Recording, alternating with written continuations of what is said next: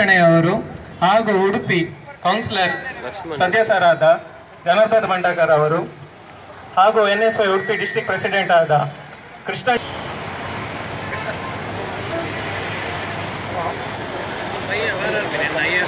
ಸದಸ್ಯರಾದ ಅಮೃತ್ ಶೆಣೆಯವರು ಎರಡು ಮಾತಾಡಬೇಕಂತ ಕೇಳ್ಕೊಳ್ತಿದ್ದೇನೆ.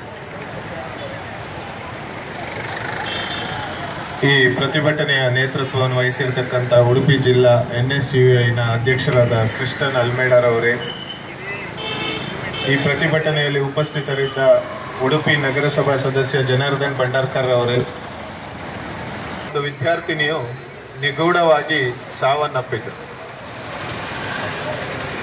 ಊರಿನಲ್ಲೆಲ್ಲೆಡೆ ಆ ಸಾವಿನ ಬಗ್ಗೆ ಪ್ರತಿಕ್ರಿಯೆಯ ರೂಪದಲ್ಲಿ ಆ ಸಾವಿನ ಬಗ್ಗೆ ಅನುಮಾನಗಳು ಹುಟ್ಟಿಕೊಳ್ತಾ ಇದೆ.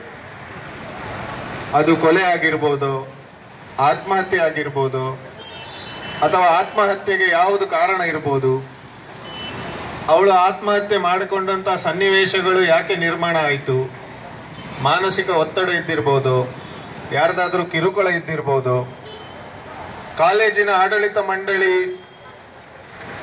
ಇಂಥ ಅನೇಕ ಆತ್ಮಹತ್ಯೆಗಳು ಕಳೆದ ಕೆಲವು ವರ್ಷಗಳಿಂದ ನಡೀತಾ ಇದ್ರೂ ಕೂಡ ಅದ್ರ ಬಗ್ಗೆ ಗಂಭೀರವಾಗಿ ಚಿಂತನೆ ನಡೆಸ್ತಾ ಇದೆಯಾ ಇಲ್ಲ,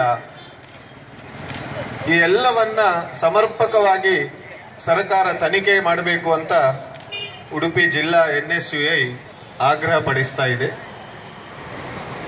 NSUI ಅಂದ್ರೆ national students union of India. ಈ ಸಂಸ್ಥೆ ಯಾವತ್ತೂ ಕೂಡ ಒಂದು ಜಾತಿಯ ಪರವಾಗಿ, ಒಂದು ಧರ್ಮದ ಪರವಾಗಿ ಅಥವಾ ಕಾನೂನನ್ನು ಕೈಗೆತ್ತಿಕೊಂಡು ಹೋರಾಟವನ್ನು ಮಾಡಿದ ಉದಾಹರಣೆಗಳಿಲ್ಲ.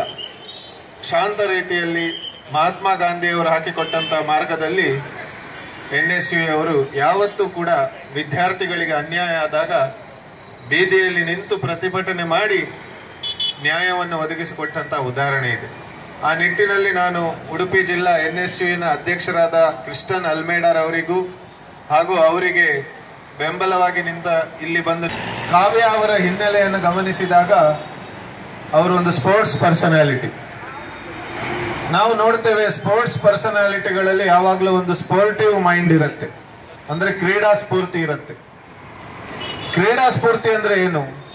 ಸೋಲು ಗೆಲುವನ್ನ ಸಮಾನವಾಗಿ ಸ್ವೀಕಾರ ಮಾಡುವಂತಹ ಒಂದು ಮನೋಭಾವನೆ ಸಾಮಾನ್ಯವಾಗಿ ಸ್ಪೋರ್ಟ್ಸ್ನಲ್ಲಿ ಸಕ್ರಿಯವಾಗಿರುವವರಿಗೆ ಇರುತ್ತೆ.